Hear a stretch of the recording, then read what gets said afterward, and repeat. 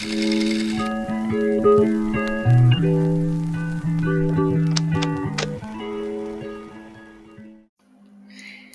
y'all, let's talk about it. When God says go, and everything in you is like, go where, with what, and why now? You're not crazy, you're not faithless, you're just human. We love the idea of purpose and calling and breakthrough, but what about when the yes costs you your comfort? Because sometimes go shows up like saying no to a career path that makes sense on paper, but it doesn't sit right with your spirit, or starting a business with no money, no audience, and a blank notebook. Or go may look like submitting the application even if you don't feel qualified, or walking away from a relationship that looks good on the outside but is pulling you away from God. Or it could be sharing your testimony, even when the enemy keeps reminding you of who you used to be. And sometimes go is quiet, it's internal, like God saying, go forgive them, or go rest, or go back to what I told you last year. Ouch.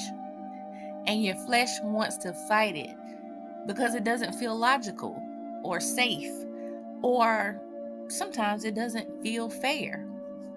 I think about Elijah, right? We know him for the fire from heaven and for shutting down those false prophets. But before all of that, he was told to go and deliver a hard message and then go hide. There was no reward, no platform, just a brook and ravens.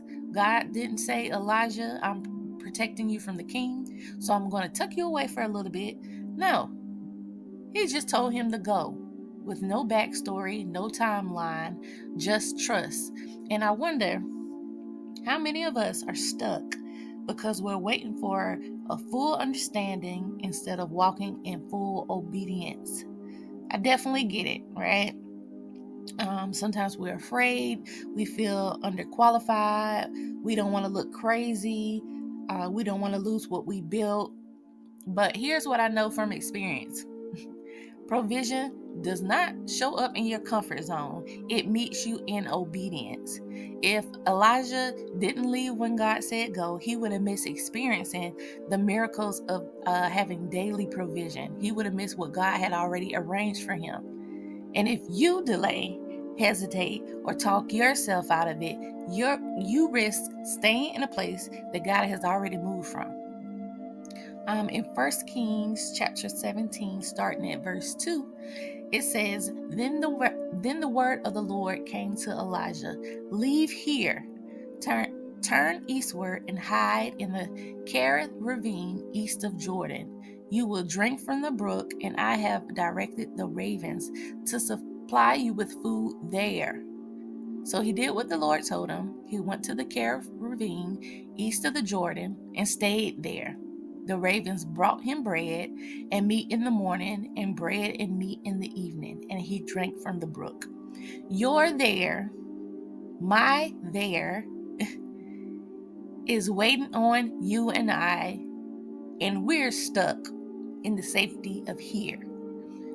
So if you're in that place on the edge of obedience but not quite ready to step out, I want to give you a few prayer points to pray this week. God, help me to move even when I'm afraid. Give me peace when I'm stepping into something uncertain. Forgive me for delaying and give me a fresh start. Show me where there is and give me faith to leave here and make me more obedient than I am comfortable. All right, so let me ask you, what's the go you've been ignoring or delaying or talking yourself out of? You don't have to tell me all your business, but if you know that you're ready to move, just drop in the comments, I'm going. That's it. Declare it and speak it over yourself. We're not chasing perfection, just progress. All right. And if this hit home for you, don't miss part 2, titled Provision Will Meet You in Obedience. I see you all in the next video. Bye-bye.